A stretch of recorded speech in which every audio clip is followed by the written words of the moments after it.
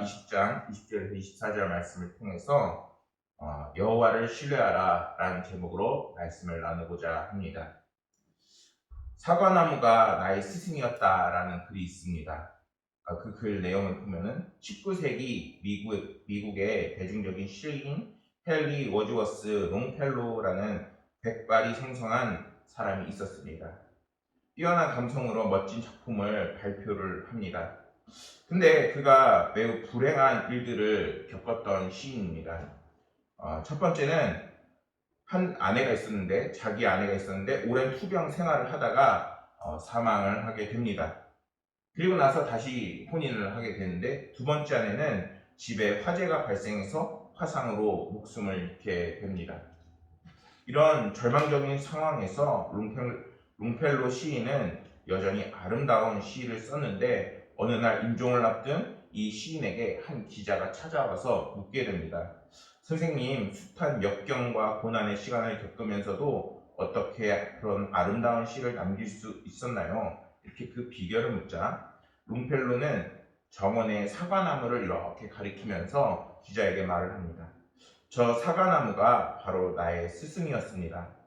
사과나무는 보는 것처럼 수령이 오래된 고목이었는데 해마다 단맛을 내는 사과가 막 주렁주렁 열렸다고 합니다. 그것은 늙은 나뭇가지의 새순이 돋기 때문이고, 그리고 나는 자신을 항상 그런 새로운 가지라고 생각했다고 이 사람이 인터뷰를 했습니다. 이 글을 여러분들한테 읽어드리는 것은 사람은 그 마음에 무엇을 품느냐에 따라 그 삶의 과정과 여정과 결과가 다르게 되어 있다는 것입니다. 롱펠로는 계속해서 사과나무를 보면서 긍정적인 삶을 살았지만 오늘날 우리 그리스도인들은 무엇을 보며 어떻게 소망을 품고 희망을 가지고 힘을 낼 수 있을까요? 그것은 바로 주님을 바라보는 우리 그리스도인들이 되기를 소망합니다. 주님을 바라볼 때 우리 삶 가운데는 소망이 들어오게 되고 그리고 기쁨과 은혜가 찾아오게 되어 있습니다. 우리는 다른 곳에서 뭔가 길을 찾는 것이 아니라 오히려 주님을 통해서 이제는 하나님이 주시는 은혜가 우리 삶 가운데 들어옴을 바라볼 수 있어야 합니다.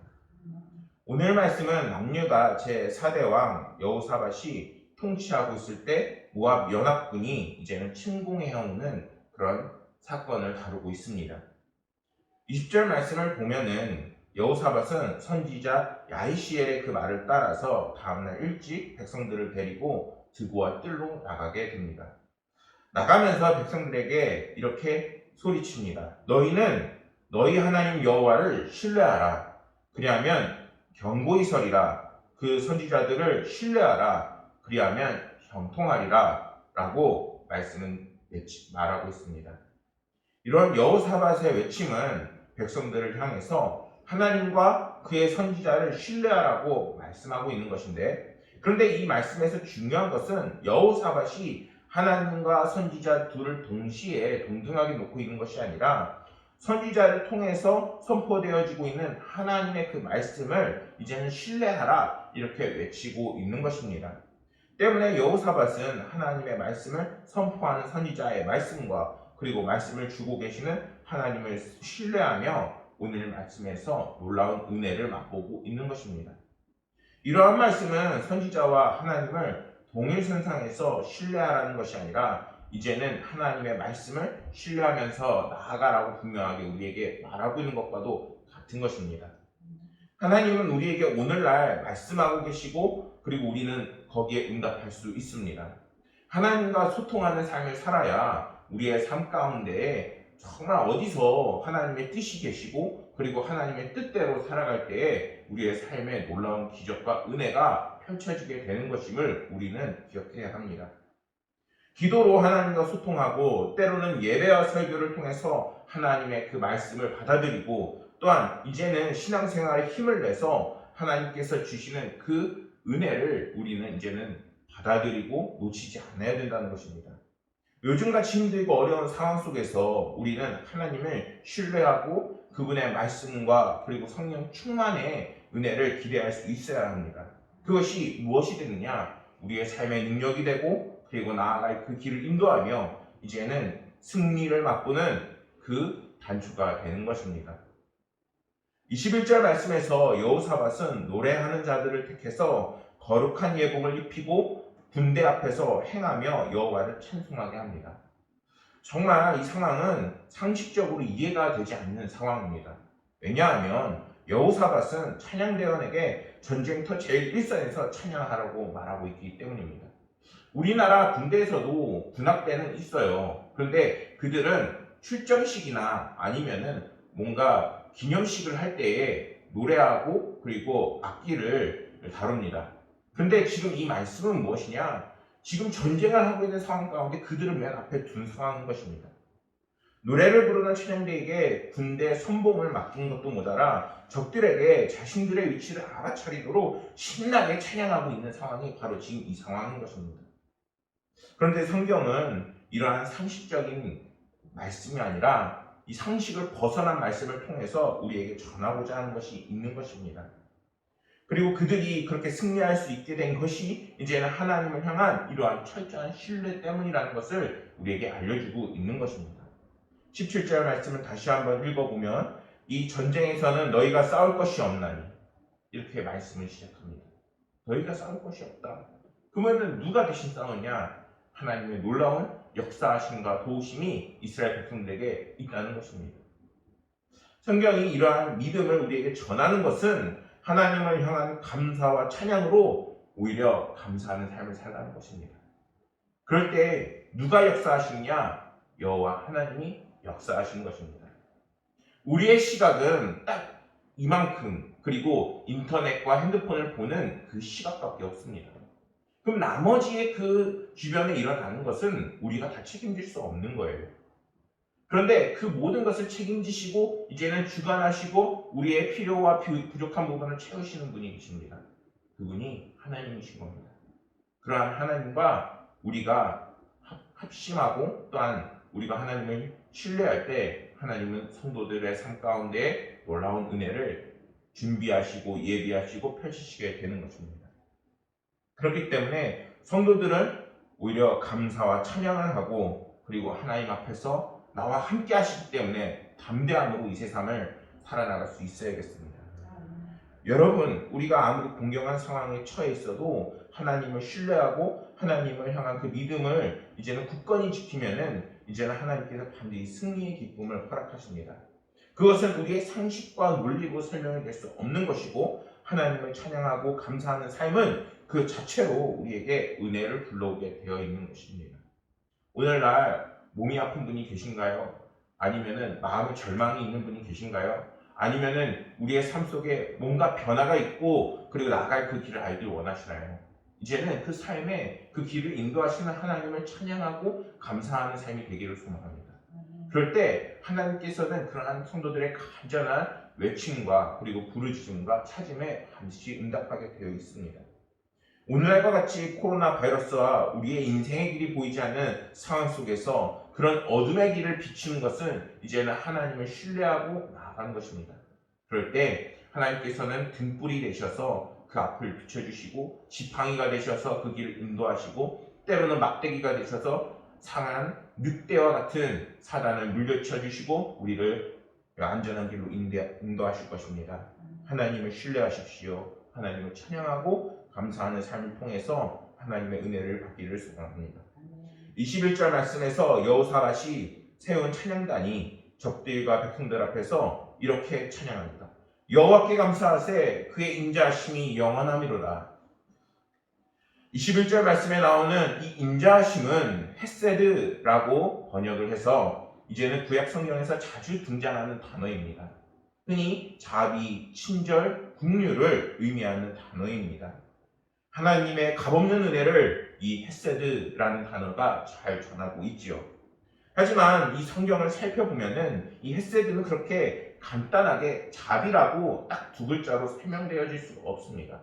왜냐하면 이 헤세드는 하나님과 그 언약에 근거한 계약적인 성격을 가지고 있기 때문입니다. 신명기 7장 12절 말씀을 보면은 너희가 이 모든 법도를 듣고 지켜 행하면 내 하나님 여호와께서 내 조상들에게 맹세하신 언약을 지켜 내게 인애를 베푸실 것이다. 이렇게 말씀하고 있습니다. 헤세드는 하나님과 이스라엘의 그 계약과 같은 서로의 약속이 들어가 있는 말씀이라는 것입니다. 그런데 우리가 이렇게 생각해 볼 수 있어요. 그러면 하나님과 우리의 약속이면은 서로가 그 약속을 지켜야 되는 거잖아요. 그러면은 우리는 과연 하나님과의 그 약속을 잘 지키면서 살아가고 있을까요? 아마 예배를 마치고 돌아가는 그 순간부터 하나님과의 약속은 깨어질 때가 더 많을 것입니다. 하나님께서는 그럼에도 불구하고 이스라엘과의 그 언약을 충실히 지키시고 오늘 말씀에서는 그들을 구원하고 계신 것입니다. 그리고 오늘날에도 성도들에게 이러한 약속을 지켜가고 계시고 또한 우리에게 변치 않는 사랑과 은혜로 우리의 성도들의 삶을 돌보시고 이끄시게 되는 것입니다. 이러한 변치 않는 사랑을 우리는 신뢰할 수 있어야 되는 것입니다. 이러한 변치 않는 사랑을 신뢰할 때 우리의 믿음의 근간이 되고 우리의 삶의 힘과 능력이 되어지는 것입니다. 하나님은 태초부터 변하지 않으셨어요. 끊임없이 우리를 사랑하시고 우리와 동행하고 계십니다. 그런데 우리의 삶에서 그러한 은혜를 발견하지 못하고 살아가고 있기 때문에 더욱더 외로움이 커지는 것이고 그리고 방황을 하게 되어지는 것이고 또한 그 삶 속에서 어려움과 슬픔이 가득 넘치게 되는 것입니다. 만약에 우리를 향하여 변치 않는 사랑이 없었다면 우리는 진작에 우리의 죄로 인해서 멸망을 당했을 것입니다. 하나님께서는 태초부터 지금까지 멈추지 않는 그 사랑과 한결같은 자비로 우리를 보살펴주고 계심을 우리는 잊지 말아야겠습니다.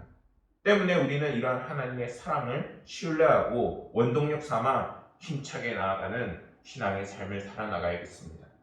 이사야 54장 8절 말씀을 이렇게 말씀합니다. 내가 넘치는 진노로 내 얼굴을 내게서 잠시 가렸으나 영원한 자비로 너를 긍휼히 여기리라. 내 구속자 여호와께서 말씀하셨느니라. 이렇게 말씀하고 계십니다. 때로는 하나님의 진노도 어떻게 보면 어려움도 우리 삶 가운데 있을 수 있습니다.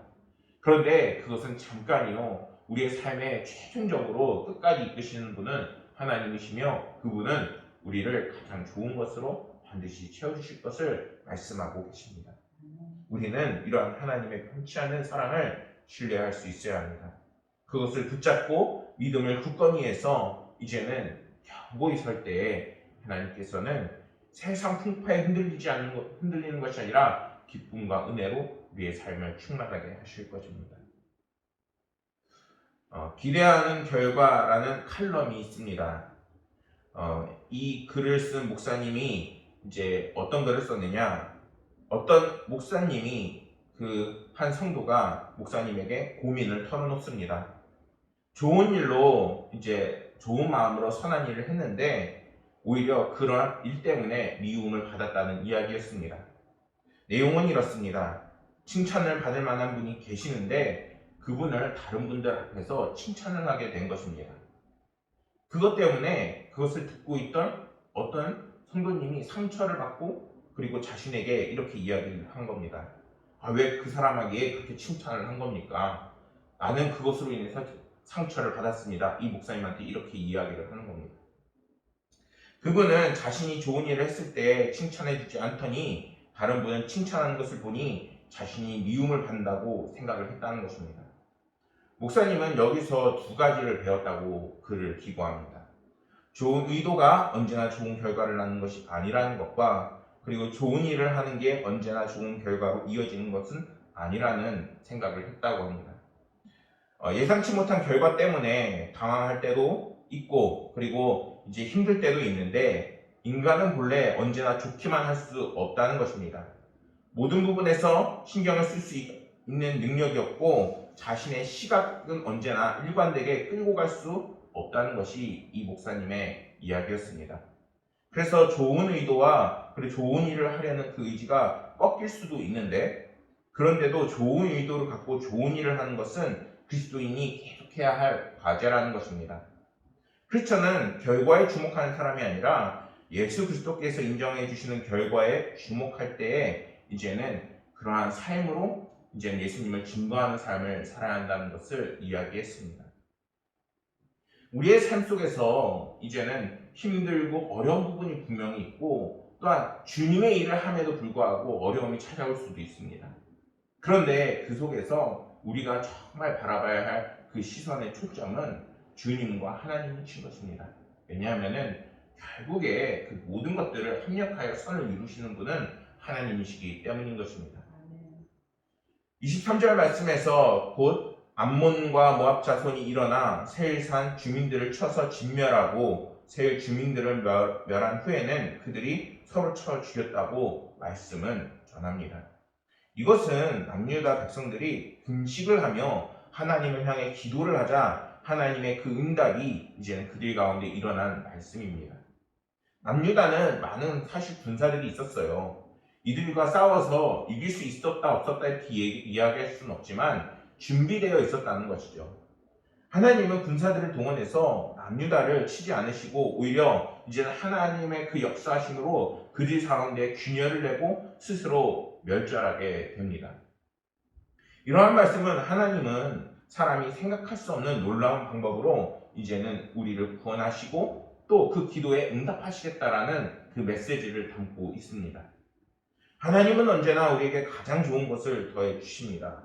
그리고 그 전능자 하나님은 이제는 오늘날 우리가 예상치 못하는 방법으로 우리의 삶에 개입하시고 도우십니다. 구약의 말씀을 보면 하나님은 이스라엘 백성들을 광야로 이끄시고 그 속에서 힘들어하는 이스라엘 백성들에게 때로는 만나를 때로는 메추라기를 주시며 그들을 돌보셨고 때로는 불기둥과 구름기둥으로 그들을 가나안 땅으로 이끄셨습니다. 이것만 해도 놀라운데 성경은 곳곳에서 더 놀라운 사건들을 또한 증언하고 있습니다. 주님은 물고기 2마리와 보리떡 5개로 무려 주님 곁에 모인 4,000명을 먹이게 됩니다. 또 어떤 이야기가 있습니까?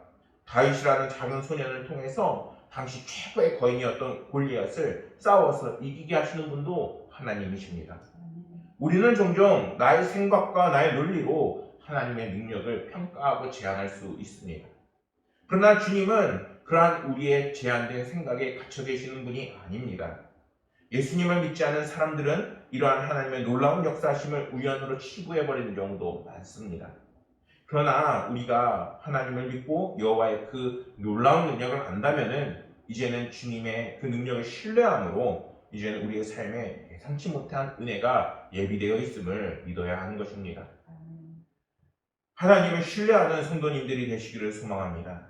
하나님은 언제나 우리를 돌보시고 계시고 바라보고 계시며 우리가 기도를 할 때에 반드시 응답하실 것을 예비해 놓고 그리고 응답하십니다.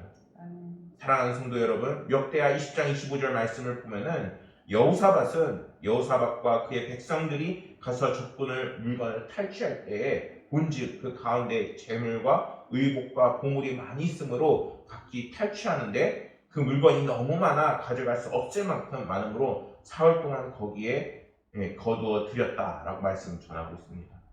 하나님의 은혜는 이렇게 넘치도록 주게 되어 있습니다.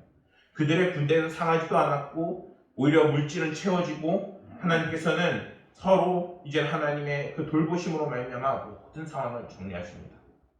그들은 움직이지 않았어요. 단지 하나님께서 움직이시고 역사하셨던 것입니다. 사랑하는 성도 여러분, 이제는 우리의 삶 가운데 역사하시는 하나님을 기대하기를 소망합니다.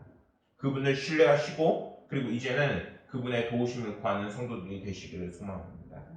그러한 은혜를 통해서 이제는 하나님께서는 성도들의 삶도 돌보시고 함께 하시겠다고 오늘 말씀하고 계시는 것입니다. 이제는 그러한 은혜를 붙잡으시고 또한 하나님과 동행하심으로 이제는 하나님의 놀랍고 크신 은혜가 여러분들의 삶 가운데 가득 넘치기를 소망합니다. 기도하시겠습니다. 하나님 아버지, 오늘 말씀을 통해서 더욱더 하나님을 신뢰하는 그 믿음과 마음이 커지게 하여 주시옵소서. 우리의 삶 가운데 믿음을 가지고 또한 하나님께 나아가고 또한 열심히 하나님을 찾는다 하지만 언제나 우리의 믿음의 부족함을 느끼고 있습니다. 하나님께서 믿음을 더하여 주옵시고 더욱더 하나님을 신뢰함으로 이 힘들고 어려운 세상을 이기고 승리할 수 있도록 은혜 더하여 주옵소서. 오늘날 몸이 아픈 환우들이 있습니다. 아버지 하나님께서 그 환우들에게 이제는 주님의 은혜로 치유와 회복이 있게 하여 주옵시고 아버지 하나님께서 주시는 은혜로 크신 도움이 삶 가운데 가득 넘치게 하여 주시옵소서. 또한 아버지 하나님이시여 경제적으로 물질적으로 어려운 성도들이 있습니다. 그들의 삶 가운데 하나님을 신뢰함으로 그 모든 상황을 슬기롭게 잘 넘길 수 있도록 은혜 더하여 주시옵소서. 또한 아버지 하나님 앞에 나온 모든 기도 제목들이 있습니다. 아버지 하나님께서 모든 소망과 그리고 기도 제목과 그 삶 가운데에 하나님의 은혜를 더하시고 임재하실 것을 믿으며 모든 말씀 우리 구주 예수 그리스도 이름으로 기도드렸습니다.